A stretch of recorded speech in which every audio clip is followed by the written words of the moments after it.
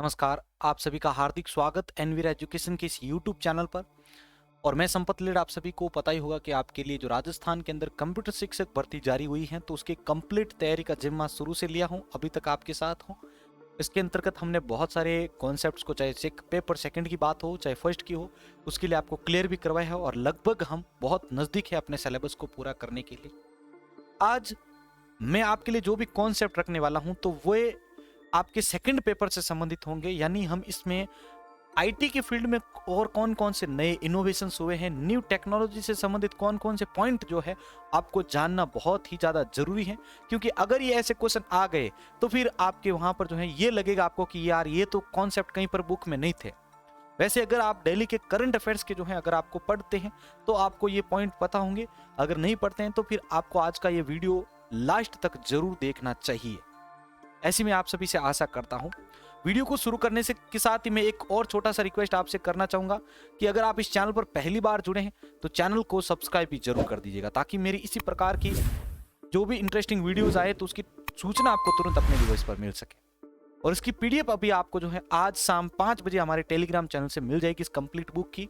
तो वहां से आप इसको डाउनलोड करके अपने वापस रिवीजन को भी कर सकते हैं। ठीक है, तो शुरू करते हैं आज की इस क्लास को। तो न्यू टेक्नोलॉजी की इस क्लास के अंतर्गत हम जो है कौन कौन सी नई टेक्नोलॉजीज हुई है, कौन कौन से पॉइंट्स जो है उसके अंदर सुधार हुए हैं, नए अपडेट हुए हैं जिनको हमें जानना चाहिए। तो उसके अनुरूप में हम जानते हैं सबसे पहले लॉग फॉर सेल्स के बारे में। लॉग फॉर सेल्स जो है अभी बहुत ज्यादा जो है चर्चा में रहा था। तो इस लॉग फॉर सेल्स के अंदर क्या कॉन्सेप्ट जो है हमें जानने चाहिए, चलिए शुरू करते हैं। तो देखिए, लॉग फॉर सेल जो है हाल ही में व्यापक रूप से उपयोग किए जाने वाले open source logging software, open source logging software Apache log4j में लॉग फॉर सेल नामक एक गंभीर सुभेद्यता का पता चला है। और इस सुभेद्यता का उपयोग साइबर हमलावरों यानी हैकर्स जो थे उनके द्वारा भारत सहित दुनिया भर के संगठनों के कंप्यूटर को टारगेट करने के लिए किया जा रहा है। ठीक है ना। अपाची का जो log4 जो है उसमें log4 सेल के अंदर क्या है, कुछ कमी पाई गई है। तो उसका फायदा उठाते हुए जो भी हैकर्स हैं वे क्या कर रहे हैं कि दुनिया भर में जितने भी कंप्यूटर्स हैं उनको टारगेट करके उनके डेटा को हैक करने की कोशिश कर रहे हैं। ये सुविधा जो है वो एक ओपन सोर्स लॉगिंग लाइब्रेरी पर आधारित है, जिसका उपयोग उद्यम यानी जो भी बड़े बड़े व्यवसाय हैं, यहां तक कि जो भी गवर्नमेंट एजेंसीज हैं वो भी इनका यूज कर रही हैं। अब जान लीजिए आप यहाँ पर ये सुभेद्यता यानी वल्नरेबिलिटी, आप वैसे साइबर क्राइम के अगर आपने जो भी कॉन्सेप्ट्स पढ़े हैं या सीईएस आपने कर रखा है या आपने एथिकल हैकिंग का अगर मेरे भी कोई भी कोर्स अगर आपने देख रखे हैं तो मैंने वहाँ पर इसके बारे में पूरा समझा रखा है, मेरा जो भी सेकंड चैनल है वहाँ पर। तो वहाँ पर मैंने इसके बारे में वैसे बहुत सारा बताया, लेकिन यहाँ पर वापस जान लीजिए आप वल्नरेबिलिटीज क्या होती है। तो कंप्यूटर सुरक्षा में सुभेद्यता का आशय कंप्यूटर सॉफ्टवेयर या हार्डवेयर में मौजूद किसी कमजोरी का पता लगाना होता है। बहुत ही सिंपल शब्दों में जान लीजिए कि मैं आपको अगर कोई भी पूरा कोड दूं तो उसके अंदर अगर आप कोई भी कमी जो भी है उसके अंदर और अगर उसका पता लगाते हैं तो उसे हम क्या कहते हैं, वल्नरेबिलिटी कहते हैं। और इसी का फायदा उठाते हुए आप क्या करते हैं, उसके अंदर कुछ ना कुछ सेंध मार के डेटा को हैक कर लेते हैं। तो ये चीज होती है वो होती है आपके वल्नरेबिलिटीज। तो आई थिंक आपको ये चीज अच्छे से समझ में आ चुकी होगी। आगे देखिए एप्लीकेशन लॉगिंग के बारे में। तो एप्लीकेशन लॉगिंग का आशय एप्लीकेशन के इवेंट की एकत्रण की एक प्रक्रिया से है। इसका मतलब क्या होता है, इवेंट क्या होता है, इवेंट को समझिए। देखिए, आप जब भी किसी भी साइट के अंदर लॉग इन कर रहे हैं तो वहां पर एक इवेंट क्रिएट हो रहा है। मतलब आपने वैसे विजुअल बेसिक्स वगैरह पढ़ रही होगी, तो आप जब भी किसी एक बटन के ऊपर प्रेस करते हैं तो वहां पर एक इवेंट जनरेट हो रहा है। और वैसे आपने जावा स्क्रिप्ट की मेरी जो भी क्लासेज हैं तो वहां पर भी देखा होगा, पीएचपी के अंदर भी मैंने बताए थे। तो इवेंट मतलब क्या होता है कि जब भी आप किसी के ऊपर एक क्लिक कर रहे हैं तो वो एक इवेंट को कर रहा है, वैसे अक्कर हो रहा है वहां पर। इसी प्रकार से देखो, एप्लीकेशन लॉगिंग का मतलब होता है एप्लीकेशन के जो इवेंट्स होते हैं तो उसको इकट्ठा कर लेते हैं ये लोग। यह आईटी सिस्टम के भीतर अन्य इवेंट लॉग से भिन्न होता है, जिसमें एक एप्लीकेशन इवेंट लॉग द्वारा एकत्र की गई जानकारी ऑपरेटिंग सिस्टम के बजाय प्रत्येक व्यक्तिगत एप्लीकेशन द्वारा निर्धारित की जाती है। यानी ये किसी एक एप्लीकेशन के द्वारा आपको टारगेट करेंगे और आपके डेटा को एकत्र करेंगे, आप कहां पे किस किस एप्लीकेशन के अंदर अपने डेटा को स्टोर किए जा रहे हैं। चलिए, इससे संबंधित कुछ इंपॉर्टेंट पॉइंट्स भी आप देख लीजिए। इस सुभेद्यता, अब सुभेद्यता जहां पर भी आए तो ऐसे मत बोलने लगा भाई कि पूरे हिंदी में हो गए हम, मतलब मैं बात कर रहा हूं वल्नरेबिलिटी, वल्नरेबिलिटी की बात होती है तो वहां पर पूरा दिमाग में घुसा लेना कि यहां पर हम किसी कमजोरी की बात कर रहे हैं, ठीक है, यहां पर हम किसी कमजोरी की बात कर रहे हैं। अगर आपको मुझे बहुत ज्यादा खुश करना है तो आपको पता हो कि मेरी कमजोरी है जो है वो है चाय, तो आप अगर आपका कोई काम नहीं बन पा रहा है तो आप बोलेंगे सर चाय पिला दूंगा, काम कर दीजिए, तो ये मेरी कमी पता चल गई। इसी प्रकार आप अगर किसी भी सिस्टम की कमी पता कर रहे हैं तो वो आपकी होती है वल्नरेबिलिटीज, ठीक है। तो इस वल्नरेबिलिटी को सामान्यतः तौर पर जो है log4shell और आधिकारिक तौर पर CVE-2021-442228 नाम दिया गया था। तो ये आपको इस वल्नरेबिलिटी का नाम ध्यान रखना है, ध्यान रख लीजिएगा। जो ये वल्नरेबिलिटीज log4shell में से पाई गई है इसका नाम CVE-2021-442228 इसको नाम दिया गया है। वेरी इंपॉर्टेंट, CVE नंबर जो है दुनिया भर में खोजी गई प्रत्येक वल्नरेबिलिटी को दी गई एक यूनिक संख्या होती है। बहुत ही शानदार कॉन्सेप्ट हुआ है अभी। CVE क्या होता है, अगर कोई भी सॉफ्टवेयर के अंदर कोई वल्नरेबिलिटीज खोजी गई है तो उसको एक यूनिक नंबर देंगे हम, उसको बोलते हैं हम क्या, CVE, ध्यान रखिएगा। आगे देखिए, इस सुभेद्यता का यानी इस वल्नरेबिलिटी का पता पहली बार उन वेबसाइटों पर पता लगाया गया जो माइनक्राफ्ट नामक माइक्रोसॉफ्ट के स्वामित्व वाले गेम सर्वर पर होस्ट कर रहे थे। आपने माइनक्राफ्ट गेम के बारे में सुन रखा होगा, यूज भी कर रखा होगा आपने, आप भी गेम के प्रेमी हैं, तो उसका जो गेम सर्वर है तो उसको होस्ट कर रहे थे, तो वहां से भी इसके बारे में भी पता लगाया गया है। चलिए, log4j लाइब्रेरीज जो है उसके बारे में क्या है। वैसे मैंने, अगर आपको पता हो तो कल मैंने आपके लिए एक XML पढ़ाई थी आपको, तो वहां पर log4j जो है मैंने आपको पढ़ाया था log4j के बारे में, और मैं उसके बारे में मैंने आपको क्वेश्चंस भी पूछा था। इसलिए बोलता हूं कि जब भी संपत सर की क्लास अटेंड करते हो ना तो हर एक पॉइंट के ऊपर पूरे पैनी नजर रखो, क्योंकि आपके लिए जब भी मैं कोई कॉन्सेप्ट रखता हूं तो पूरी रात ऐसे ही नहीं जगता हूं भाई, पूरे कॉन्सेप्ट को लेता हूं ताकि आगे भी काम आए। तो देखो, log4j जो होता है वो एक गैर लाभकारी अपाची सॉफ्टवेयर फाउंडेशन होती है के हिस्से के रूप में स्वयंसेवी प्रोग्रामर के एक समूह द्वारा बनाया गया, यानी एक प्रोग्रामर के द्वारा डिफाइन किया गया। एक log4j होता है ना, एक प्रकार का ओपन सोर्स सॉफ्टवेयर है। कौन? log4j। ये आता है log4j, और किसके द्वारा बनाए गए हैं? अपाची सॉफ्टवेयर फाउंडेशन के द्वारा बनाए गए हैं। log4j लाइब्रेरी प्रत्येक जावा आधारित वेब सर्विस या एप्लीकेशन में ऑलरेडी इनबिल्ट होता है, अंतर्निहित यानी पहले से इनबिल्ट होता है, ठीक है, ये चीज आपको ध्यान रखनी है। तो log4j का संबंध किससे बता दिया मैंने आपको? जावा पर, और ये किसके द्वारा बनाया जाता है? अपाचे सॉफ्टवेयर फाउंडेशन के द्वारा बनाया जाता है। ये एक प्रकार की लाइब्रेरीज होती है, बनाई किसके द्वारा जाती है? अपाचे सॉफ्टवेयर फाउंडेशन के जो भी प्रोग्रामर्स हैं उनके ग्रुप के द्वारा बनाई गई है। चलिए, जावा दुनिया में सबसे अधिक इस्तेमाल की जाने वाली प्रोग्रामिंग भाषाओं में से एक है, ये तो आप सभी को पता होगा। यह वल्नरेबिलिटी जावा4j 2 यानी जो इसका सेकंड वर्जन था, वो दुनिया भर में उपयोग की जाने वाली एक बहुत ही कॉमन लॉगिंग लाइब्रेरी, लॉगिंग मतलब जब आप वहां पर लॉग इन कर रहे हैं या उसके साथ एक इवेंट को आप जो है वहां पर अकर कर रहे हैं, उसको ये क्या करती थी? इफेक्ट डालती थी। तो ये वल्नरेबिलिटीज जो थी ना, ये फाइंड करके की थी, यहां पर ध्यान रखिएगा। चलिए, लॉगिंग डेवलपर को एक एप्लीकेशन की सभी गतिविधियों को देखने की अनुमति देता है। लॉगिंग क्या करता है? डेवलपर को जो भी एप्लीकेशंस होती है उसके अंदर जो भी एक्टिविटीज हो रही है उसको देखने की अनुमति कौन देता है? लॉगिंग देता है। कौन? लॉगिंग। चलिए, एप्पल, माइक्रोसॉफ्ट, गूगल जैसी टेक कंपनियां इस ओपन सोर्स लाइब्रेरी पर भरोसा करती हैं, जैसा कि एंटरप्राइज एप्लीकेशन सिस्को, आपको पता होगा ये सिक्योरिटी प्रोवाइड करती हैं, और आप जब एक सर्टिफाइड एथिकल हैकिंग का एग्जाम भी क्लियर कर लें तो इसी के द्वारा ही आपको सर्टिफाइड भी किया जाता है। इसी के अलावा आप क्लाउड फ्लेयर की बात करो या अमेजॉन की बात भी कर सकते हो, तो इनके ऊपर ये भरोसा करती है भाई, ध्यान रखिएगा। अमेजॉन अन्य तौर पर करते हैं।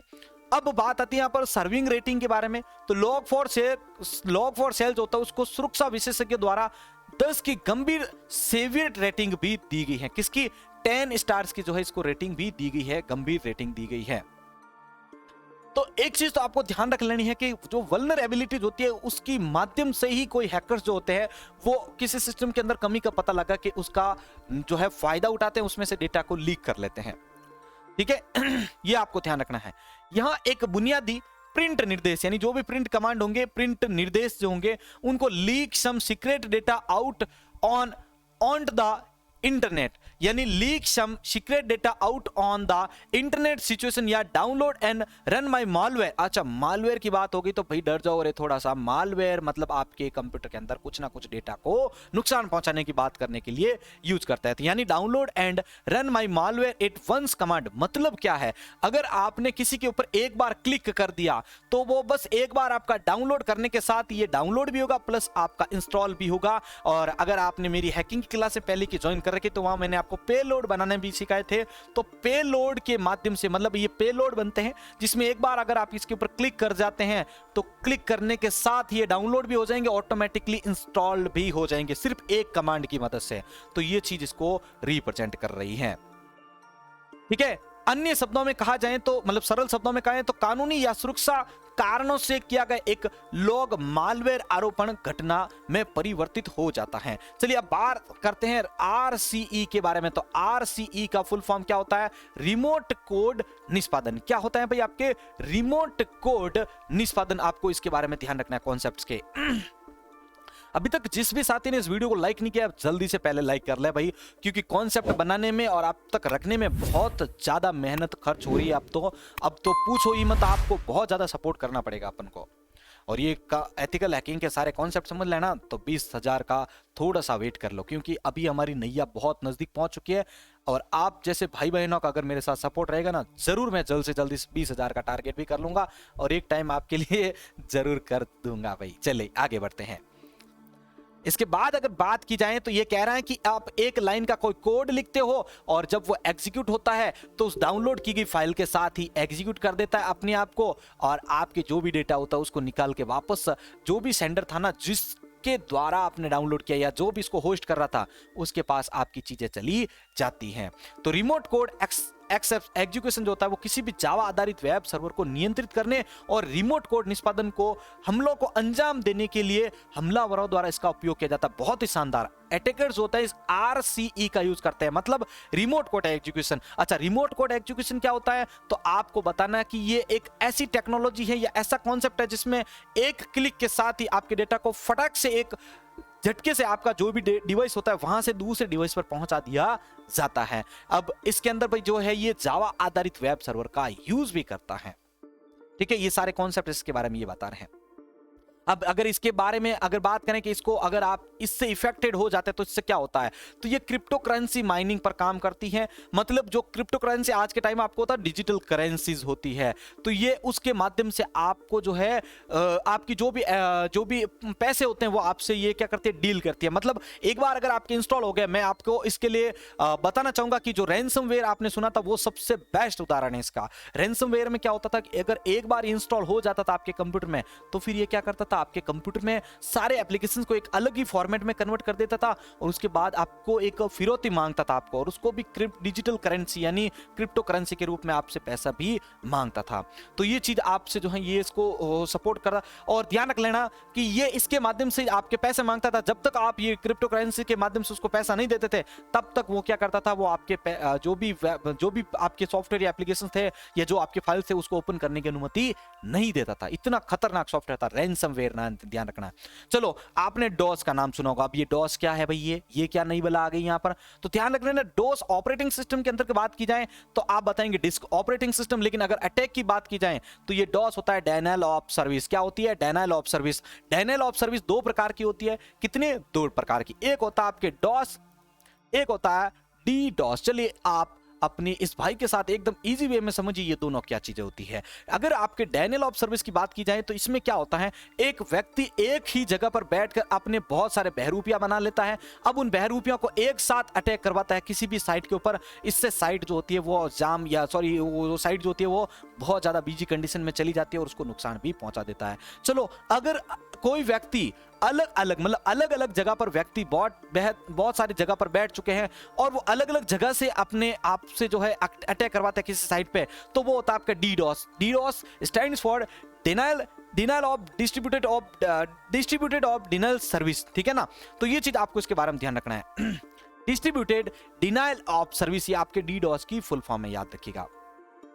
तो ये चीज आपको इसके अंदर ध्यान रख लेनी है। अब यहाँ पर आपको ये आंकड़े भी वैसे इतना तो नहीं पूछा जाएगा, लेकिन यहाँ पर ध्यान रख लीजिएगा। इंडिया, ऑस्ट्रेलिया, न्यूजीलैंड की बात की जाए तो वहां पर 46% जो है कॉर्पोरेट नेटवर्क को भी इसने जो है नुकसान पहुंचाया था। ठीक है, जगह जगह का दे रखा है। भारत के अंदर, इंडिया की बात करें तो 41 का इसके अंदर आया था मामला।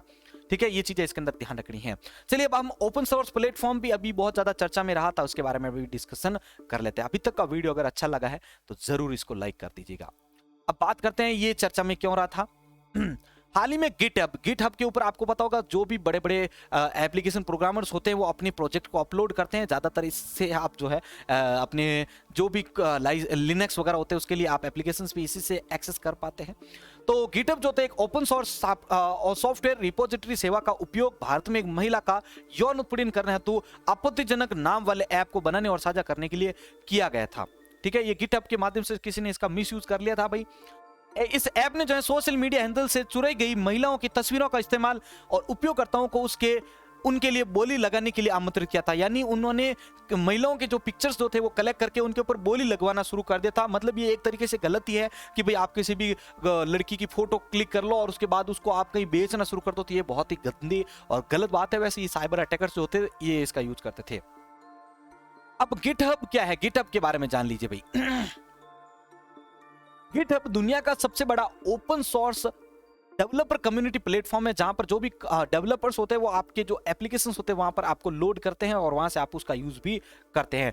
प्लेटफॉर्म सॉफ्टवेयर गिट का उपयोग करता है, जिससे वर्ष 2005 में open source operating system Linux के डेवलपर लिनुस टोरवाल्ड्स द्वारा बनाया गया था। लिनक्स के डेवलपर भी यहां पर पता चल गया, बहुत ही शानदार चीज आ गई है। तो लिनक्स का डेवलपर का नाम क्या था, लिनुस टोरवाल्ड्स। ध्यान रख लेना आपको इसके बारे में भी, ठीक है, ताकि फाइलों के एक सेट के रूप में परिवर्तन और सॉफ्टवेयर में समन्वय के लिए ट्रैक किया जा सके। अब इसके बारे में जो भी जो इंपॉर्टेंट चीजें हैं वो आप देख सकते हैं। मुख्य पॉइंट, ओपन सोर्स का अर्थ क्या होता है। ओपन सोर्स का अर्थ होता है कि आप एक ऐसे प्लेटफॉर्म पर जा रहे हो जहां पर कोई भी अपने डेटा को, अपने जो भी एप्लीकेशंस होते हैं, प्रोग्राम, उनको शेयर करते हैं और आप उनको फ्री में डाउनलोड करके उनका यूज भी कर सकते हैं। लेकिन कई बार फ्री की चीजें बहुत ज्यादा प्रॉब्लम कर देती हैं, ध्यान रख लेना, हजम नहीं होती हर किसी को।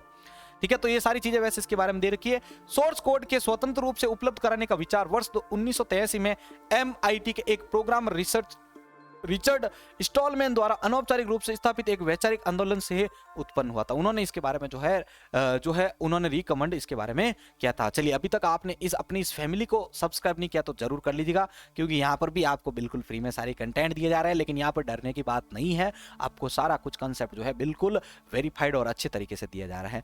यहाँ पर आपको कुछ गलत डेटा नहीं दिया जा रहा है। चलिए आगे बढ़ते हैं। Linux, Mozilla Firefox, VLC media player, sugar CRM आदि इसके प्रमुख उदाहरण हैं, जिसको आप बिल्कुल फ्री में डाउनलोड करते हैं और यूज भी करते हैं।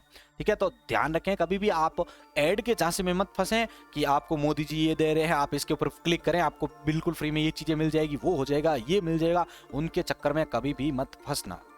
नहीं तो आप जैसे ही उस ऐप के ऊपर, ऐड के ऊपर क्लिक करोगे तो क्या होगा, एक सोर्स कोड जनरेट होगा और सोर्स कोड के माध्यम से आपके जो भी सॉफ्टवेयर होंगे, एप्लीकेशंस होंगे, उनको एक अजीब, मतलब एक अन्य फॉर्मेट में एनक्रिप्ट कर दिया जाएगा। और जब तक फिर आप उन आगे वाले को पैसा नहीं देंगे तब तक वो एप्लीकेशंस को ओपन नहीं करने देंगे। आपको ध्यान रख लेना इसके बारे में भी। ये वैसे सारा कॉन्सेप्ट आप देख सकते हो, मैं आपको मलाई पूरी की पूरी बता देता हूं इसको। भारत सरकार ने 2015 में ओपन सोर्स सॉफ्टवेयर को अपनाने पर एक नीति भी जारी की थी कि भाई आप इनको किस प्रकार से अपना सकते हैं, किन कौन की चीजें भी इसके बारे में ध्यान रख लेनी है। शिक्षा के लिए मुफ्त और मुक्त स्रोत सॉफ्टवेयर यानी FOSSE परियोजना, यह शैक्षणिक संस्थानों में ओपन सोर्स सॉफ्टवेयर के लिए उपयोग को बढ़ावा देने के लिए एक परियोजना भी बनाई गई थी। क्या था, FOSSE। ठीक है, यह शिक्षण संस्थानों में ओपन सोर्स सॉफ्टवेयर के उपयोग को बढ़ावा देने वाली एक परियोजना थी। यह निर्देशात्मक सामग्री, डॉक्यूमेंटेशन, जागरूकता कार्यक्रम के माध्यम से कराया जा सकता है। सरकार ने Aarogya Setu, very good app, आपने सुना होगा इसका नाम, कहां पर देखा था, जब कोरोना काल चल रहा था। आरोग्य सेतु ऐप के एंड्रॉइड वर्जन को भी ओपन सोर्स के माध्यम से ही बनाया था, ताकि हर एक व्यक्ति के साथ ये इंस्टॉल हो और जैसे ही उसके संपर्क में कोई व्यक्ति आता तो ये उसको अलर्ट कर देता था। आपको पता ही होगा। OSS को बढ़ावा देने के लिए गवर्नमेंट टेक 3.0 एक इसका हिस्सा भी माना जाता है। गवर्नमेंट टेक 3.0 देखो क्या है। गवर्नमेंट टेक 3.0 मुफ्त डिजिटल पारिस्थितिकी तंत्र यानी ODE पर केंद्रित होता है और ये सरकार को डिजिटल कॉमन्स बनाने पर ध्यान केंद्रित करने के लिए प्रोत्साहित भी करता है। ये भी आपको इसके अंतर्गत ध्यान रख लेना है भाई। अब बात करते हैं वेब 3.0 के बारे में। एक मेटा के बारे में भी ध्यान रख लेना, मेटावर्स से बना है आपका मेटा। अब मेटा क्या होगा आने वाले टाइम में, यानी अभी की बात करें तो मैं आपके सामने एक इमेज के रूप में आपके सामने दिखाई दे रहा हूं, लेकिन आने वाले टाइम में हम जो है 3D वर्जन में, यानी अपने एक अवतार फिल्म आपने देखी होगी, अवतार के रूप में भी मैं आपसे मिल पाऊंगा, आप मेरे से मिल पाएंगे, और आप जो भी अपनी चीजें हैं मेरे साथ बातचीत कर पाएंगे, यानी आप एज अ 3D के रूप में मेरे सामने आ पाएंगे। वो सब किसकी मदद से सक्सेस हो पाएगा? मेटा की मदद से। लेकिन उसके लिए आप आज के टाइम में जिस प्रकार आपको पता होगा कि आपको प्लॉट खरीदने पड़ते हैं दुनिया इस जमीन पर रहने के लिए, लेकिन आने वाले टाइम में आप इंटरनेट पर भी अपने प्लॉट खरीद पाएंगे और वहां पर अपनी एक जगह सुरक्षित कर पाएंगे। रियलिटी में मैं मजाक नहीं कर रहा हूं, ये एक सच्ची चीज है। आने वाले टाइम में आप इसको कल्पना के रूप में नहीं बल्कि एकदम वास्तविक रूप में देख पाएंगे। वेब की अवधारणा जिसे वेब 3.0 भी कहा जाता है, जो आज के टाइम के लेटेस्ट जनरेशन भी मानी जाएगी, ये 2021 में भी बहुत ज्यादा चर्चा में रही थी। वर्ल्ड वाइड वेब जिसे वेब के रूप में भी जाना जाता है, वेब सर्वर में संग्रहित वेबसाइट या वेब पेजों का एक संग्रह होता है जो इंटरनेट के माध्यम से स्थानीय कंप्यूटर को आपस में जोड़ता है, जहां से आप अपने इमेज जो भी ऑडियो वीडियो होते हैं उनको आप शेयर करते ही हैं। आपको भी पता होगा वेब 3.0 जो होती है एक विकेंद्रीकृत इंटरनेट होता है, यह ब्लॉकचेन तकनीक पर आधारित होता है और यह उपयोग में आने वाले संस्करण जैसे वेब 1.0 और वेब 2 से अलग होगा पूरा। ये किसके बेस पर काम करेगा? ब्लॉकचेन के बेस पर काम करेगा। वेब 3 में उपयोगकर्ताओं के पास प्लेटफॉर्म और एप्लीकेशन में स्वामित्व हिस्सेदारी होगी जो तकनीकी प्लेटफॉर्म को नियंत्रित भी करते हैं। ब्लॉकचेन टेक्नोलॉजी कंपनी एथेरियम, पूरा नाम घोट लेना इस चीज को, ब्लॉकचेन कंपनी है जिसका नाम है एथेरियम, के संस्थापक गोविन वुड ने वर्ष 2014 में पहली बार वेब 3 शब्द का इस्तेमाल किया था। वेरी वेरी वेरी इंपॉर्टेंट शब्द है, यह ध्यान रख लेना। वेब 3 शब्द का सर्वप्रथम इस्तेमाल किसने किया था? तो ध्यान रख लेना आपके 2014 में आपके एथेरियम के जो संस्थापक थे गोविन वुड, उन्होंने किया था, याद रख लेना। चलिए पिछला संस्करण के ऊपर भी थोड़ी नजर डाल लेते हैं। तो वेब 1.0 वर्ल्ड वाइड वेब या इंटरनेट है जिसका आविष्कार वर्ष 1989 में हुआ था। यह वर्ष 1993 से लोकप्रिय हुआ और 1999 में तक ये भी चला था। और वेब 1.0 के समय में इंटरनेट अधिकतम स्टैटिक वेब पेज थे। स्टैटिक वेब पेज और एक होता है डायनेमिक वेब पेज। दो पेजेस के बारे में मैंने आपको पढ़ा दिया है ऑलरेडी। स्टैटिक और डायनेमिक में क्या होता है? ऐसे वेब पेज जिसके अंदर एक बार बनाने के बाद उसके कंटेंट में आप चेंजेस नहीं कर सकते, वो तो स्टैटिक, और जिनके अंदर आप चेंजेस कर सकते हैं वो होते हैं आपके डायनेमिक। लेकिन ये बात कर रहा है स्टैटिक, मतलब आप उस टाइम चेंजेस नहीं कर पा सकते थे। चलिए 2.0 क्या था? वेब 2.0 किसी ना किसी रूप में वर्ष 2019 के 90 के रूप में अंत में ही शुरू हुआ था, लेकिन इसकी अधिकांश सुविधाएं पूरी तरीके से जो है आप 2004 में उपलब्ध आपको हो पाई थी। आज भी इसका युग तो जारी है, आपको पता ही होगा। ठीक है, अब वेब 3.0 की आवश्यकता क्यों है? वेब 2.0 में इंटरनेट और इंटरनेट ट्रैफिक संबंधी अधिकांश डेटा का स्वामित्व प्रबंध कुछ विशेष कंपनी जैसे गूगल द्वारा ही किया जाता है। इसमें डेटा गोपनीयता, डेटा सुरक्षा और डेटा को दुरुपयोग से संबंधित समस्याएं भी आजकल आपको पैदा हो रही है। आपको भी पता होगा डेटा लीक हो जाता है, किसी के पास चला जाता है, तो उन सभी की चीजों को दूर करने के लिए, उनकी जो प्रॉब्लम है उनको दूर करने के लिए वेब 3.0 को ला गए हैं। किसके ऊपर आधारित होगा? ब्लॉकचेन के ऊपर आधारित होगा, ध्यान रखिएगा। ये चीजें आपको इसके अंदर ध्यान रखनी है अभी, जो भी चीजें आपको अभी बताई हैं। चलिए अब बात करते हैं वेब 3.0 का क्या इंपॉर्टेंस रहेगा। तो ये जो है एक निष्पक्ष रूप से इंटरनेट आपको प्रदान करेगा जहां पर आप अपनी डेटा को एकदम सिक्योर तरीके से एक स्थान से दूसरे स्थान पर पहुंचा पाएंगे। चलिए विकेंद्रीकरण और पारदर्शिता। वेब 3.0 विकेंद्रीकृत स्वायत्त संगठन DOA पर यह भी क्या करेगा? केंद्रित रहेगा। अब बात करते हैं 5G टेक्नोलॉजी के बारे में। तो यह भी चर्चा में क्यों रहा है? तो देखो डिपार्टमेंट ऑफ टेलीकम्युनिकेशन यानी DOT, डिपार्टमेंट ऑफ टेलीकम्युनिकेशन से दूर संचार कंपनियों और अन्य उद्योग जगत के विशेषज्ञों से अगले 10 वर्षों में 5G बैंड सहित रेडियो फ्रीक्वेंसी स्पेक्ट्रम की बिक्री और उपयोग पर जानकारी भी मांगी है। यानी उन्होंने कहा है कि हम 5G को अप्लाई कर रहे हैं तो इसके संबंधित हमें आगे क्या क्या चीजें जो हैं इसके ऊपर अप्लाई करनी चाहिए। तो देखो इसमें नेटवर्क MM वेव स्पेक्ट्रम इसमें जो है यूज लिया जाएगा, ध्यान रखिएगा। ठीक है, वैसे जो भी इंपॉर्टेंट कॉन्सेप्ट है, आप देखो इसके अंदर अधिकतम जो स्पीड होगी वो क्या होगी आपके 100 Mbps जो है प्रति सेकंड की स्पीड इसके अंदर आंकी गई है कि ये अब जब 5G यूज करेंगे आप तो इसके अंदर ये स्पीड आपको मिल पाएगी 100 Mbps की। ठीक है ना, यानी एक सेकंड में 100 मेगाबिट आप डाउनलोड कर पाएंगे ध्यान रखिएगा कितनी हाई स्पीड होगी, कल्पना कीजिए। तो 5G के हाई बैंड स्पेक्ट्रम में इंटरनेट की गति का परीक्षण 20 GB पर सेकंड। देख लो, ये हाई बैंड जो स्पेक्ट्रम आप यूज ले रहे हैं तो उसमें 5G के अंतर्गत जो है आपके 20 GB पर सेकंड जो है आपको वहां पर जो है यूज किए जाएंगे, और अधिकतम आप जो है जो डेटा यूज कर पाएंगे तो वो आपका 1 GB पर सेकंड आपके जो है डेटा, मतलब लोवेस्ट में आप 1 GB की बात सकते हैं, और हाईएस्ट के अंदर बात की जाए तो वो आप किसकी बात कर सकते हैं, 20 GB पर सेकंड की बात कर सकते हैं। तो इसके अंदर जो रेडियो फ्रीक्वेंसी होगी उसके माध्यम से ये डेटा एक स्थान से दूसरे स्थान पर पहुंचाया जाएगा। ठीक है, अब 5G के लिए जो है ये MM वेव जो है ये आपके कौन रहेगी, जिम्मेवार भी रहेगी, ये चीज भी अभी जस्ट मैंने आपको बता दी है। चलिए, और इसके बारे में क्या चीज है, एक आप ये LEO का फुल फॉर्म भी याद रख लीजिएगा, लो अर्थ ऑर्बिट। उपयोगकर्ता का उपयोग करता है, इनकी जो सेवा का उपयोग जो होता है मौसम की भविष्यवाणी के लिए किया जाता है। किसका, LEO का। क्या होते हैं LEO, लो अर्थ ऑर्बिट। ठीक है, लो अर्थ ऑर्बिट के बारे में ध्यान रखना है आपको। चलिए, और इसके ऊपर जो कॉन्सेप्ट है इसके अंदर ये देख लेते हैं। SIA ने नियामक से 5G नीलामी में MM वेव स्पेक्ट्रम को शामिल किया है। ठीक है, सीमित करने का एक आग्रह किया है, क्योंकि अंतर्राष्ट्रीय दूरसंचार संघ ITU द्वारा लिए गए निर्णय के अनुसार उपग्रह आधारित ब्रॉडबैंड सेवाओं के लिए 27.5 से 31 गीगाहर्ट्ज और 17.7 से लेकर 21.2 गीगाहर्ट्ज बैंड्स को संरक्षित करता है। उद्योग निकाय यानी जो भी बिजनेस होंगे उन्होंने यूरोप के 5G रोड मैप की और इशारा किया है, जो उपग्रह आधारित ब्रॉडबैंड सेवाओं के लिए इन बैंड को रखने यानी ITU के निर्धारण पर जो है निर्णय लेने पर ये बनाया गया है। वैसे इससे बहुत ज़्यादा जो है डिफेक्ट भी होगा, भाई आपको पता ही होगा, जितनी ज़्यादा रेडियो वेव्स आ रही हैं उससे आपके जो भी मस्तिष्क होता है उसकी जो भी रेज होती है उसके ऊपर इफेक्ट भी डाल दे, तो उसको एक तरीके से नकारा भी जा रहा है। जो भी पशु पक्षी होते हैं तो उसके ऊपर भी आपको पता होगा, रोबोट मूवीज 2.0 भी निकल गई, तो उसका एक उद्देश्य यही था कि इसका जो यूज है हम कम से कम करें, क्योंकि इससे बहुत ज़्यादा इफेक्ट पड़ रहा है और बहुत सारे जो भी पशु पक्षी आपको पता होगा आसपास आपके वो भी कम होते जा रहे हैं। चलिए, 5G प्रौद्योगिकी की विशेषताओं में देखिए आपके क्या हो रहा है। सबसे पहले LTE 5G की बात करते हैं तो मोबाइल ब्रॉडबैंड नेटवर्क में नवीनतम दीर्घकालीन अपग्रेड यानी लॉन्ग टर्म इवोल्यूशन। ये LTE जो है इसकी फुल फॉर्म क्या है, तो लॉन्ग टर्म इवोल्यूशन क्या है 5G में। 5G तो हो गया आपका 5th जनरेशन, G क्या होता है आपका जनरेशन। चलिए, LTE का फुल फॉर्म क्या होता है, लॉन्ग टर्म एवोल्यूशन। आगे देखिए, आपके 5G नेटवर्क में डाउनलिंक की स्पीड होती है वो आपके 20 GB पर सेकंड, और अपलिंक की स्पीड होती है वो आपके यानी अपलोड लिंक और डाउनलोड लिंक। तो डाउनलोड लिंक की कितनी होगी 20 GB, और अपलोड लिंक की कितनी होगी भी आपके 10 GB पर सेकंड। ध्यान रखिएगा आप, इसमें ये भी ध्यान इसके अंदर आपको रखना है।